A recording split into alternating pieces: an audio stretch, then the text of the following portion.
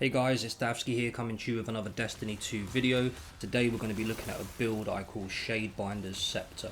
The idea with this build is you use Aga's Scepter, you try and keep your super up as much as possible for that nice bonus damage you get from the catalyst. Let's get into it.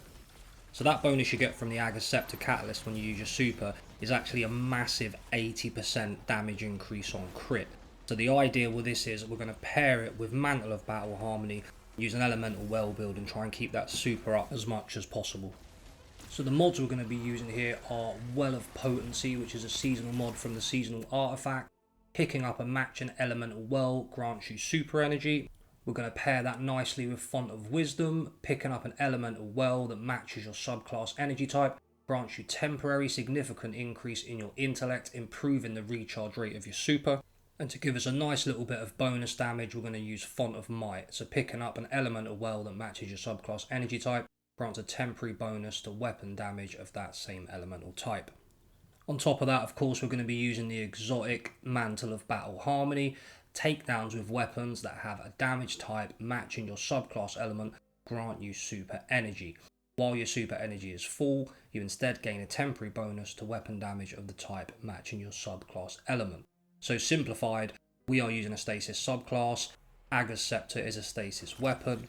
When we are killing enemies with that weapon, we are going to get super energy, and when the super energy is full, we're going to get bonus damage. Now you can see how all these mods paired together are going to get us our super back much faster, but also is going to give us a lot of bonus damage.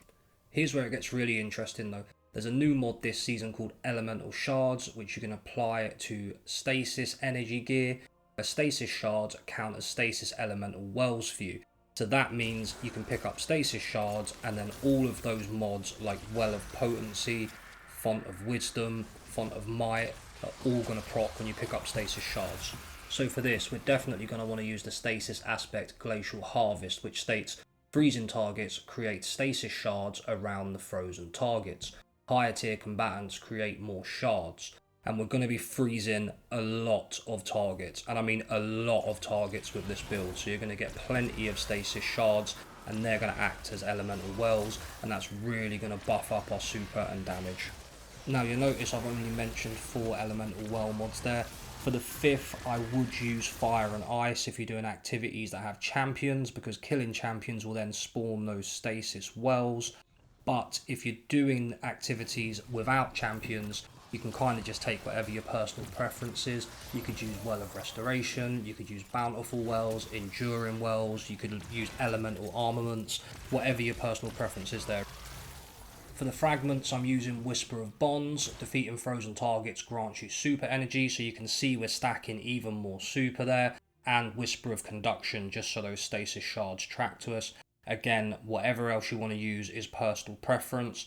I'm also using the stasis turret, the Bleak Watcher aspect. You can use Ice Flare bolts if you want, but it's generally better to use the turret just to have more enemies frozen. So again, you can proc a lot more of these different wells and fragments. So how good is this build, and is it OP? Well, no, not really. So there's a few things that keep this build in check really. One of them is the ammo economy. Obviously it is a special weapon, you're going to be using it pretty much as a primary. You're definitely going to be running ammo scavengers and finders for the trace rifle. You also have the Glacial Harvest cooldown, so you can't constantly spawn crystals. And also the standard damage on Aga's Scepter is not great. It's not bad, but it's not great. It is very good when the super's procced, but when it's in its standard state, it's not brilliant, but it still does the job in most activities. So just to really simply summarise, kill enemies with Aga's Scepter, pick up elemental wells, elemental shards, orbs of power, get loads of super, toggle the firing mode, and while that firing mode's active, get your bonus damage. But also while that firing mode's active and you've got your bonus damage, you can still continue to pick up orbs of power, elemental wells, and stasis shards, keeping that super up for so much longer than it's intended. So keep killing enemies even while the super's up as much as you can. Don't necessarily burn it on bosses, just keep killing everything you see, picking up whatever drops from those enemies, and just keep that super up for as long as possible. I think this is the future, guys. I can't wait to see more weapons like this that pair really well with the different subclasses, especially with the subclass rework coming for Void and the Witch Queen. I want to see weapons like this where we focus heavily into a build around a weapon and a subclass. I think it's great. I think it's super fun. I think there's so much they could do with this system, and it gives you a really unique playstyle when you have something like Scepter pairing so well with these wells and fragments. That's going to be it from me today, guys. If you liked the video, please hit the like button. If you didn't like it, feel free to hit the thumbs down. If you go and try this build out, come back to me. Let me know in the comments how you got on with it, what you liked, what you didn't like. I think you guys are going to love it. It's just good old-fashioned fun. If you did like the video and you want to see more content like this, please hit the subscribe button, and I'll see you guys again next time.